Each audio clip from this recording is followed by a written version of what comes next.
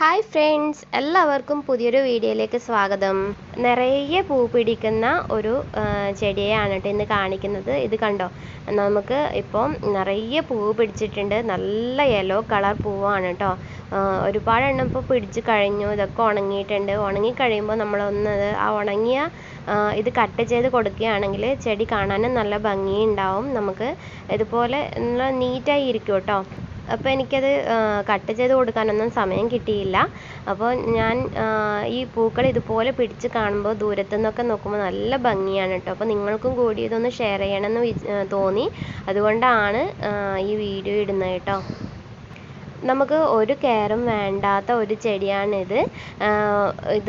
ഇതിന് നല്ല വെയിൽ ആവശ്യമാണ് കേട്ടോ. പിന്നെ നമ്മൾ വേനൽക്കാലത്ത് നന്നായിട്ട് വെള്ളം ഒഴിച്ചു കൊടുക്കണം. അപ്പോൾ ഞാനിത് അങ്ങനെ മണ്ണ് ഏതാണെങ്കിലും കുഴപ്പമില്ല കേട്ടോ. ഞാൻ നിലത്ത് തന്നെയാണ് നട്ട് കൊടുത്തിട്ടുള്ളത്. നിലത്ത് നട്ടിട്ട് നല്ല വെയിലുള്ള സ്ഥലത്ത് നട്ട് കൊടുത്തതാണ്. പിന്നെ ഞാൻ വെള്ളം ഒഴിച്ച് കൊടുക്കാറുണ്ട്. വേറെ ഒരു വളവോ കാര്യങ്ങളോ ഒന്നും ഞാൻ ഇത് ചെയ്തിട്ടില്ല. എനിക്ക് ഇതുപോലെ നിറയെ പൂക്കൾ ഉണ്ടായിട്ടുണ്ട്. പിന്നെ ഇതിന് ചെറിയൊരു സ്മെല്ലുണ്ട് കേട്ടോ. നല്ലൊരു സ്മെല്ലാണ്. ഇതിൻ്റെ വേറെ കളേഴ്സൊന്നും ഞാൻ കണ്ടിട്ടില്ല. ഉണ്ടാവുമായിരിക്കും. എൻ്റെ അടുത്ത് ഈ ഒരു യെല്ലോയേ ഉള്ളൂ. ഞാൻ ഒരുപാട് തൈകൾ നട്ടിട്ടുണ്ട്. പക്ഷേ ഇത്രയും പൂക്കൾ ഈ ഒരു ചെടിയിൽ മാത്രമേ എനിക്ക് കിട്ടിയിട്ടുള്ളൂ കേട്ടോ.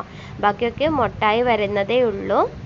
ഈ ഒരു നവംബർ ഡിസംബർ മാസത്ത് നന്നായിട്ട് നമുക്കിത് പൂക്കൾ തരും. ബാക്കിയുള്ള ചെടികളും ഈ ഒരു കാലത്താണല്ലോ ഒരുപാട് പൂക്കുന്നത്. അതുപോലെ തന്നെ ഇതിലെല്ലാ ദിവസവും പൂക്കൾ ഉണ്ടാവും. എന്നാൽ പോലും നമുക്ക് കൂടുതൽ പൂക്കൾ കിട്ടുന്നത് ഈ ഒരു സമയത്താണ് കേട്ടോ. മഴക്കാലത്ത് ചെടികൾ ചീഞ്ഞു പോവാറുണ്ട്. അത് വെള്ളം കെട്ടി നിന്നാൽ മാത്രമാണ് ചീഞ്ഞു പോകുന്നത്. വെള്ളം കെട്ടി നിന്നില്ലെങ്കിൽ ചെടികൾക്ക് ഒരു പ്രശ്നവും സംഭവിക്കാറില്ല.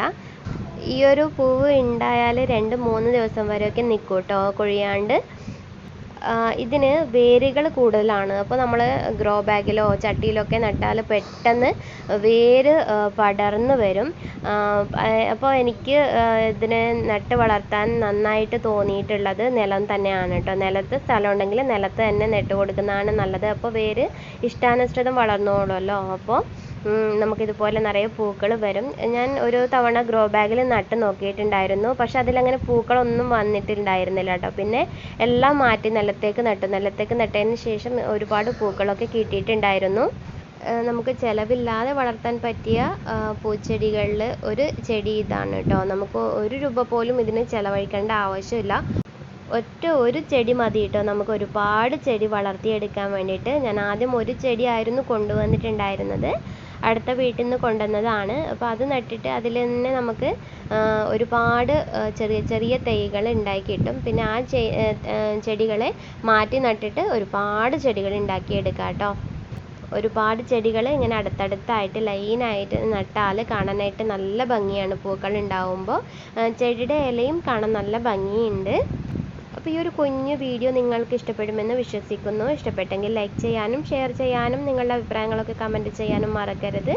Thank you for watching.